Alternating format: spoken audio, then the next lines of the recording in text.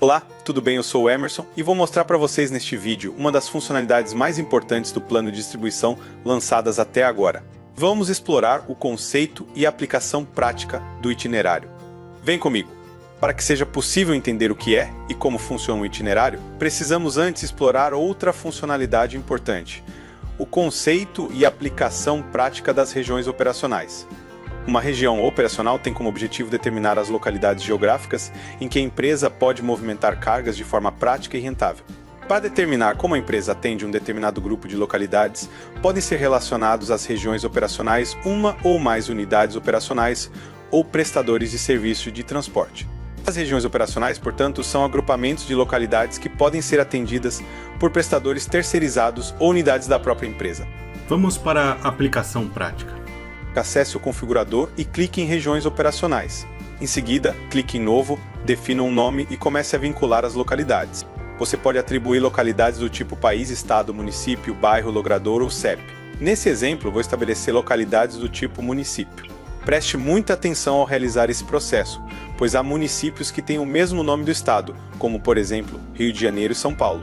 Como utilizamos uma integração com o Google, a aplicação pode te induzir a cadastrar o nível mais baixo ou mais alto da localidade inadvertidamente. Esse processo de cadastro será aprimorado em versões futuras, mas por hora é importante que o realize com bastante atenção. Uma vez que foram definidas as localidades, você pode avançar para a próxima etapa, que você deverá selecionar as unidades que têm autonomia para realizar as coletas ou entregas nas localidades selecionadas anteriormente. Você pode determinar tipos de serviço distintos para cada unidade individualmente.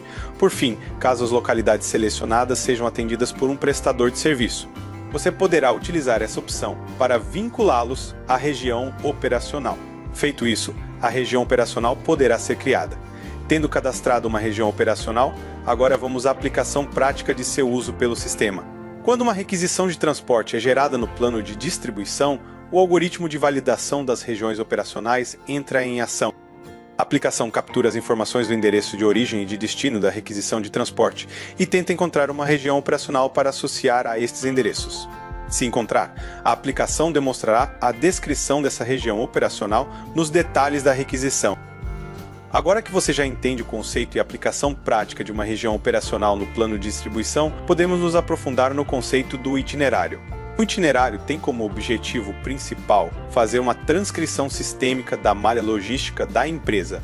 Ele relaciona uma região operacional de origem a uma região operacional de destino, utilizando unidades operacionais ou prestadores de serviço para conectá-las. Em outras palavras, o itinerário conta toda a história de uma requisição de transporte, desde a sua coleta na origem até sua entrega no destino. Como é um tema complexo, é comum que você ainda tenha dúvidas nesse processo. Não se preocupe quanto a isso. Vamos cadastrar um itinerário agora e garanto que ao final do processo os conceitos fiquem mais claros para você. Acesse novamente o configurador e clique em Itinerários. Clique em Novo. Defina uma sigla para o itinerário e selecione uma região operacional de origem. Em seguida, você deverá selecionar a unidade ou prestador que é responsável por executar coletas na região operacional selecionada. Depois, você deve selecionar a região operacional de destino do itinerário que pretende criar. Se já existir algum itinerário para as mesmas regiões operacionais de origem e destino, a aplicação te direcionará a editar a região operacional existente. Uma das premissas base do plano de distribuição é que exista apenas um itinerário com essa combinação de região de origem e destino. Isso garantirá que o processo de transporte seja o mais previsível e automatizado possível. Ao selecionar a unidade ou prestador que é responsável por executar as entregas na região operacional de destino, a interface demonstrará a trajetória da requisição de transporte passando pelas unidades ou prestadores. Se você não se recordar quais localidades são cobertas pelas respectivas regiões operacionais, basta utilizar a função Visualizar da região em questão. Utilizando a função Adicionar trechos de transferência, você poderá selecionar as unidades ou prestadores por onde ocorrerão as transferências e também o tipo de movimentação. Por questões didáticas, neste exemplo, utilizaria apenas unidades operacionais para configurar os trechos de transferência. O tipo de movimentação determina qual ação deverá ser executada pela unidade ou pelo prestador de serviço selecionado no fluxo de transferências. Por exemplo, se você selecionar coleta, isso indica que CD Joinville realizará apenas a coleta no ponto anterior, Se você selecionar entrega, isso indica que CD Joinville fará apenas a entrega no próximo ponto. Porém, se você selecionar coleta e entrega, isso indica que CD Joinville fará tanto a coleta no ponto anterior quanto a entrega no próximo ponto. Por fim, se você selecionar a opção depósito, isso indica que CD Joinville será apenas um hub que não movimenta a carga diretamente, recepcionando o veículo que fez a coleta no ponto anterior e recepcionando também o veículo que fará a entrega no próximo ponto. Parece difícil, né? Mas fique calmo, você não precisa anotar esse conceito todo que eu acabei de explicar. Basta passar o mouse sobre o tipo de movimentação que o plano de distribuição demonstrará essas orientações para você durante o cadastro. Vamos falar agora da aplicação prática do itinerário, afinal esse é o tema do vídeo.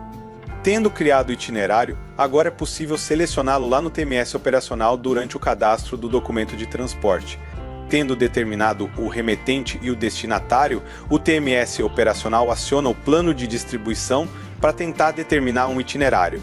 Se o plano de distribuição encontrar um itinerário válido com as respectivas localidades, o TMS operacional apresentará toda a trajetória do documento separada por trechos, assim como foi configurado no plano de distribuição. Ao efetivar a emissão do documento, o plano de distribuição recepcionará a requisição de transporte, já com os endereços de transferência pré-definidos, evitando assim a necessidade de configurar manualmente os trechos de transferência, como era feito anteriormente.